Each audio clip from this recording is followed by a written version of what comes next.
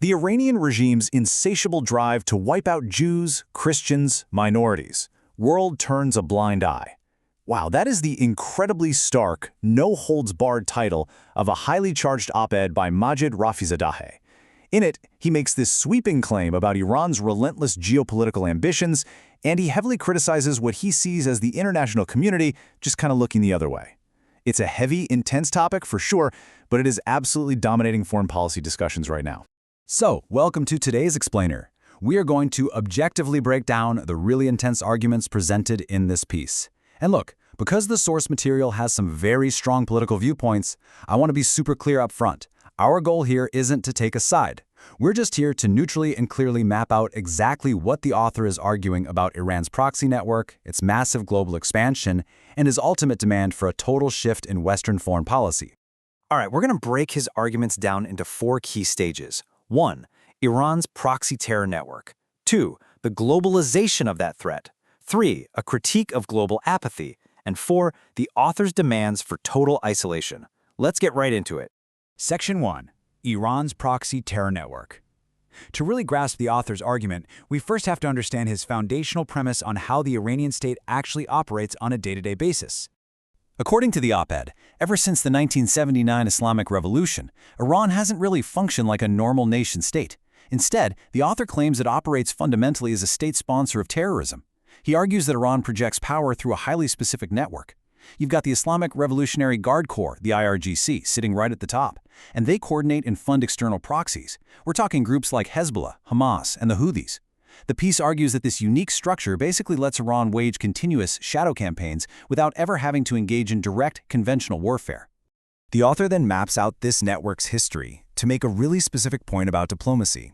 He argues that diplomatic agreements, like the 2015 JCPOA nuclear deal, didn't actually stop Iran's activities at all. In fact, he claims the regime just used that deal as a temporary breather to get rich and rearm. According to the author, the sanctions relief from that pact went straight into the pockets of the IRGC and its proxies, which he argues directly empowered the Hamas-led massacre on October 7, 2023. And this timeline of escalating tension leads us straight up to the EU's decision to designate the IRGC as a terror group in February 2026. To really hammer home the idea that Iran's militaristic stance just doesn't change, no matter what diplomatic deals are made or who wins their elections, the source points to September 2024. During a military parade in Tehran, President Masoud Pezeshkian actually oversaw the public display of a ballistic missile named after Qasem Soleimani. For the author, this is just undeniable proof. It's the regime openly bragging that their proxy network is constantly rearming. So what is actually driving this network? Well, the author contends it's an uncompromising revolutionary ideology. He asserts that the regime's goal to wipe Israel off the map is not just, standard political rhetoric. He says it's a mandate rooted in genocidal intent. By citing specific Islamic hadith, the op-ed argues that this ideology fundamentally rejects Jewish self-determination anywhere, period. And the author is practically pleading with us to take this ideological commitment literally. Okay, moving on to Section 2, Globalizing the Threat. This is where the op-ed makes a massive pivot. The author warns that this is no longer just a Middle Eastern conflict.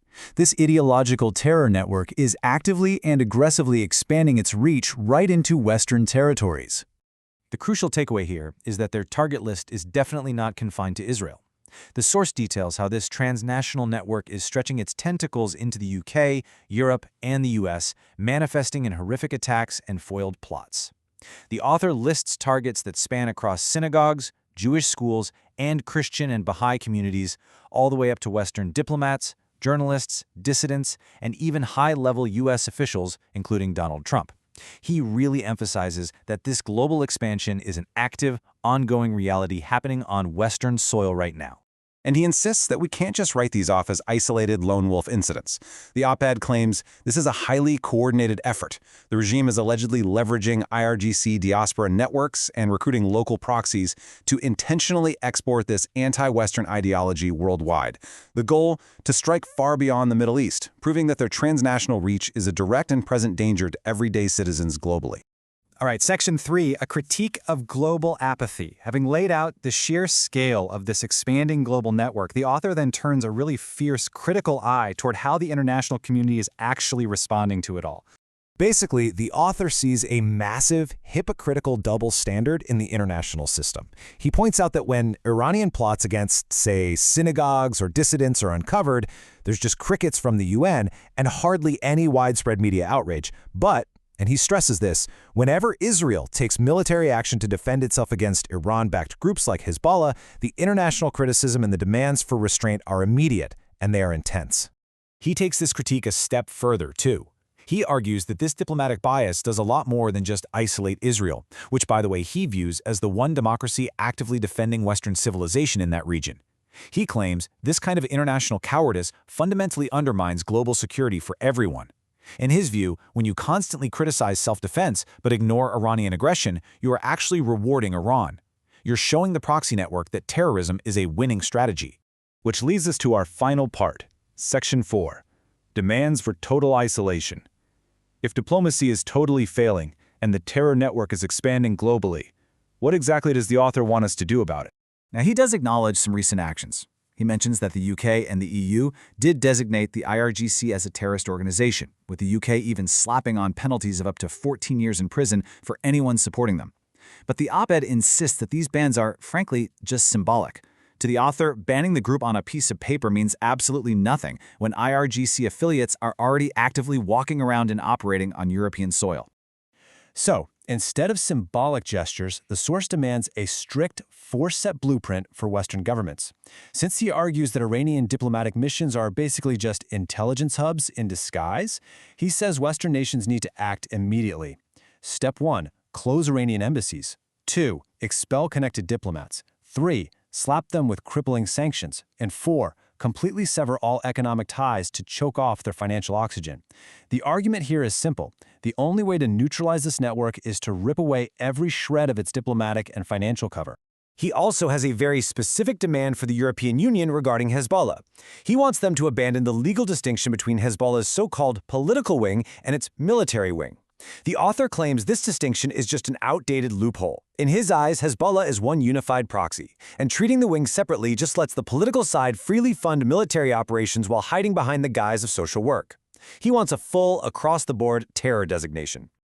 And that brings us to the end of today's explainer. The author has laid out a really stark map of Iran's proxy network, its incredibly dangerous global expansion, and a scathing critique of how the world has responded.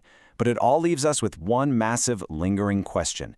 Can global security truly be achieved by holding out hope for diplomacy, or does countering this sprawling network actually require the absolute, uncompromising isolation that the author is demanding? It's a complex, highly charged debate, but understanding these arguments is absolutely crucial for figuring out where foreign policy goes from here. So what do you think?